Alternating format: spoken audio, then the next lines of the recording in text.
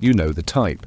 Someone who can recount every wound from childhood, every slight from the past, every moment of betrayal or failure. They can speak in exacting detail about the origin of their anxiety, the patterns that shape their relationships, the cycles that keep repeating. To an outsider, it seems like deep introspection, even growth. But for the person caught in the cycle, this analysis has become a trap, a compulsion disguised as healing. They are addicted to the act of reviewing trauma, labeling experiences, and mapping emotional pain. It feels like progress, but it is, paradoxically, a stall in actual life. The psychological mechanism is simple but powerful. Trauma, especially unprocessed or chronic trauma, becomes a defining feature of identity. A person begins to see themselves as the wounded one, the survivor, or the person with unresolved pain. This narrative provides structure. It explains failures, justifies self-limiting behavior, and offers a lens through which every action can be interpreted. Once the mind has embedded this story as central to identity, it resists disruption. Moving beyond the story would require a risk the brain is unwilling to take, redefining self without the comforting, familiar scaffolding of trauma. Consider a person who has spent years in therapy. They know the triggers, the origin stories, the psychological labels for every behavior. They read books, watch videos, and follow accounts that dissect trauma in detail. They post about their insights, discuss them endlessly with friends, and feel a sense of connection to others who share similar struggles. This is the addictive cycle. The brain receives reward from the sense of understanding and mastery over past events, even though nothing in the present is materially changing.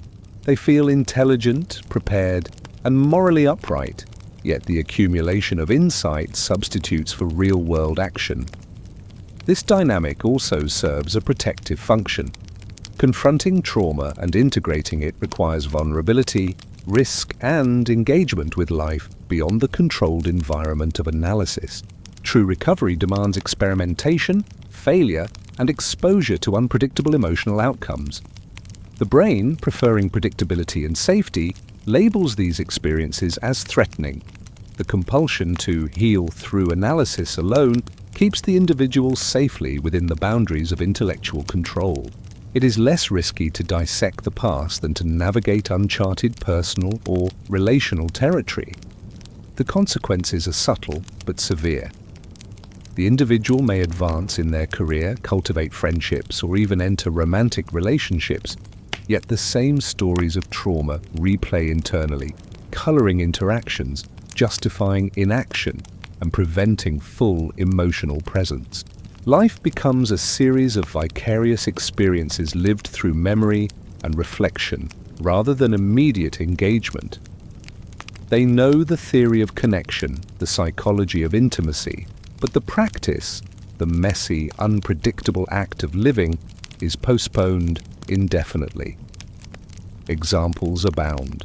A person obsessively journaling every negative interaction at work or home may feel empowered by clarity, but finds themselves paralyzed in making decisions that could improve their situation. A person reviewing past betrayals may recognize patterns of codependency, but avoids risking new relationships that could reinforce or challenge these patterns. The analysis itself becomes a substitute for action. The compulsion provides structure, safety, and a sense of progress, while keeping the individual in stasis. Socially, this addiction also functions as a form of identity signaling. By continuously discussing trauma and analysis, the person gains recognition, validation, and a sense of belonging in communities of shared experience. They are admired for insight, for self-awareness, for moral courage. Yet this admiration is a double-edged sword. It reinforces the identity centered on woundedness and encourages the maintenance of the cycle. Every conversation, post, or shared insight strengthens the neurological pathways that equate analysis with self-worth, further deterring genuine, present-focused engagement. The compulsion extends into cultural and digital spaces.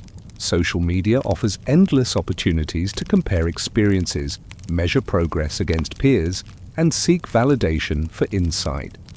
The individual may curate posts that demonstrate self-awareness or follow countless creators who dissect psychological pain. They absorb information, reflect on it, and share it, feeling a sense of control and mastery. Real engagement with life, however, is postponed. Real healing demands the discomfort of action, the unpredictability of human relationships, and the accountability of consistent behavior over mere reflection. Even attempts to act on trauma can become performative. Someone might take classes, try meditation, or experiment with new habits, but if these acts are constantly framed as part of the ongoing narrative of healing, they remain trapped in analysis. The question ceases to be, does this improve my life? And becomes, does this reinforce my story of trauma? The line between therapeutic action and compulsive review blurs, and progress is stalled beneath the surface of apparent movement. Breaking the addiction to analysis requires recognizing the distinction between understanding and living. Insight alone is insufficient if it does not translate into actionable change. It requires stepping into unpredictability, accepting that life cannot be fully controlled or understood before it is lived. Emotional competence is developed through engagement with others, facing risks, and experiencing consequences, not solely by mapping patterns from the past. The brain's desire for control and predictability must be acknowledged but consciously countered with deliberate action. In essence, the addiction to healing through analysis is a paradox. It offers the illusion of mastery, the comfort of understanding, and the social reward of recognition. Yet it keeps the individual frozen in past narratives, unable to fully inhabit the present or create a future untethered from old wounds. Each moment spent dissecting trauma without action reinforces identity at the expense of lived experience, creating a life of observation rather than participation. If this resonates, if you notice yourself endlessly analyzing, labeling, and recounting trauma without integrating it into present action, like, comment, and subscribe to The Fictionist. Here, we dissect the hidden mechanisms of compulsive psychological patterns and explore ways to reclaim agency, transform insight into behavior, and move from intellectualized survival into fully engaged life. Understanding the addiction to healing is not about shame. It is about insight and the practical steps to start living beyond analysis. You've probably seen it in yourself or others, the constant mental replay, the endless looping of old wounds, grievances, and mistakes. A minor conflict at work, a disagreement with a friend, or even a casual memory can trigger an avalanche of reflection, leading the mind down corridors of past pain.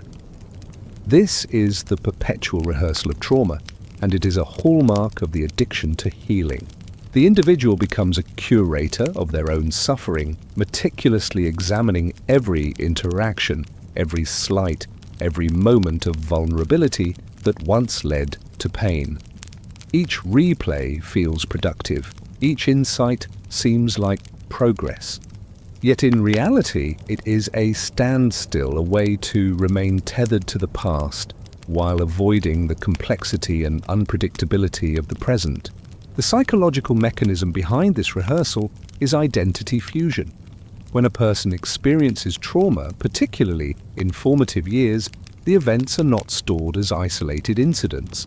They are woven into the fabric of self-concept. I am the one who was hurt. I am the survivor, or I am the person who can never trust fully, are statements that encode past experiences into the very definition of self. Once trauma becomes central to identity, the mind resists anything that could dilute or contradict that narrative. To move forward, to fully engage with the present, would require a partial erasure or restructuring of self, a task the subconscious perceives as dangerous. The result is the compulsion to rehearse, review, and reprocess trauma endlessly. Consider a scenario. Someone ends a relationship. Instead of exploring new connections or focusing on personal growth, they spend weeks analyzing every text, every argument, every subtle sign of betrayal. They might even create detailed mental timelines of their trauma, categorizing events as lessons or warnings. Each reflection is emotionally stimulating and intellectually rewarding, but it rarely produces actionable change. The individual feels busy, productive, and self-aware, yet their emotional and social life remains static. They are in a loop where insight substitutes for engagement, and reflection becomes a surrogate for real action. This perpetual rehearsal also acts as a protective mechanism. Life outside the loop is unpredictable and inherently risky. New relationships, career challenges, and personal goals carry the potential for disappointment, failure, and emotional exposure. By remaining anchored in past pain, the individual maintains a sense of control. The familiar emotional landscape, though unpleasant, is predictable. Rehearsing trauma provides structure and safety. The stakes are known, the rules are familiar, and the outcome, pain from past experiences, is manageable compared to the unknown variables of fully living. The effects of this behavior ripple into every aspect of life. Socially, the individual may appear emotionally available but is, in reality, partially disengaged. Romantic relationships often falter because the person is trapped in analysis. Every perceived slight triggers review of past betrayals rather than direct communication. Professionally, opportunities may be avoided because risk and uncertainty remind the individual of past failures, triggering an endless mental replay of what went wrong scenarios instead of proactive action.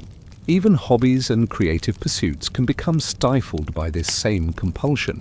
Energy is invested in dissecting old experiences rather than producing something new. Importantly, this perpetual rehearsal is self-reinforcing. Each session of reflection provides temporary relief or satisfaction. The mind feels productive, the ego reassured by its understanding of events, and the person gains social validation when sharing insights with others. Yet each act strengthens the neurological patterns that fuse identity with past pain, making it increasingly difficult to disengage. Over time, the person may feel increasingly frustrated at their lack of progress, unaware that their own mind is maintaining the barrier to living fully. Examples are easy to spot.